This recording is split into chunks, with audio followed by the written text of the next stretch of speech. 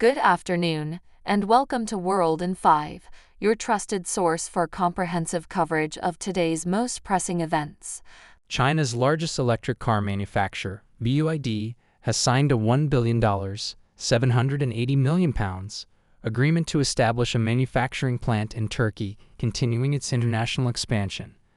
The new facility, as reported by Turkish state news agency Anadolu, will have the capacity to produce up to 150,000 vehicles annually.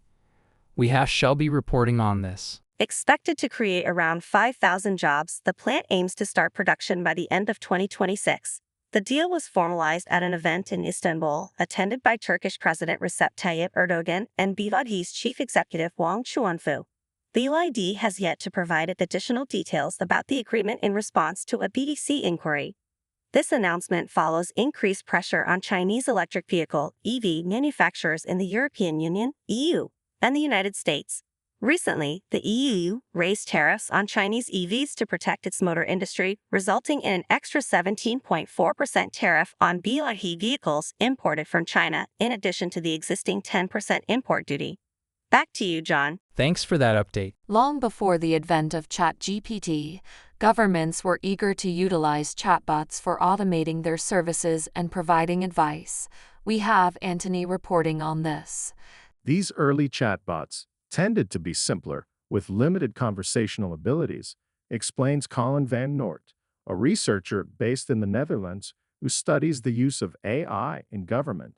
However, the emergence of generative AI in the past 2 years has reignited the vision of more efficient public service, where human-like advisors can operate around the clock, answering questions related to benefits, taxes, and other areas of government interaction with the public.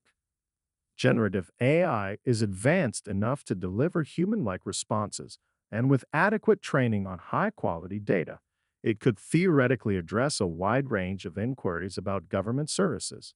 Nonetheless, generative AI is also notorious for making mistakes or producing nonsensical answers, known as hallucinations. Back to you, Bella. Thanks for that update. A distant planet, known for its extreme weather, also has an odor reminiscent of rotten eggs.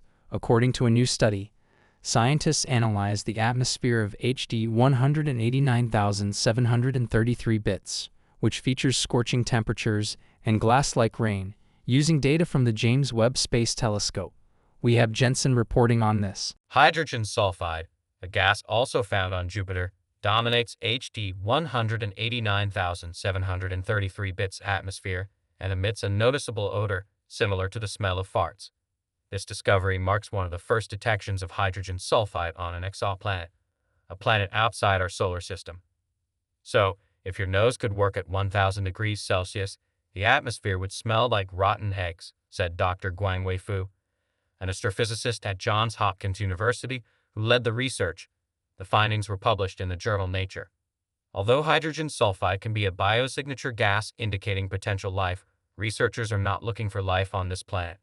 HD 189,733 bits is a gas giant like Jupiter and is too hot to support life as we know it.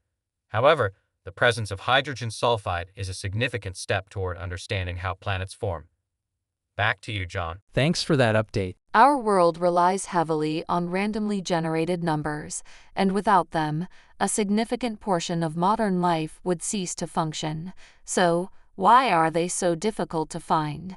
We have Alana reporting on this. In 1997, Mads Haar and his friends were searching for a radio that emitted a lot of static. They explained to a salesman at a Radio Shack in Berkeley, California, that they needed a radio with crackling static between stations. The salesman was perplexed. "I think he thought we were quite crazy," Haar recalls. Most of the radios on sale had noise filters that eliminated the static they were looking for. After some persuasion, the salesman allowed them to try one of the cheapest radios he had in the back of the shop.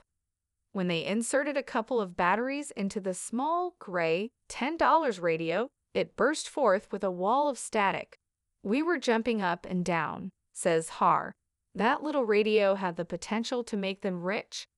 Haar and his friends had been developing gambling software, digital slot machines, and blackjack games they wanted to host online. At that time, online casinos were just starting to become popular, and reliable random number generation was crucial for their software's success.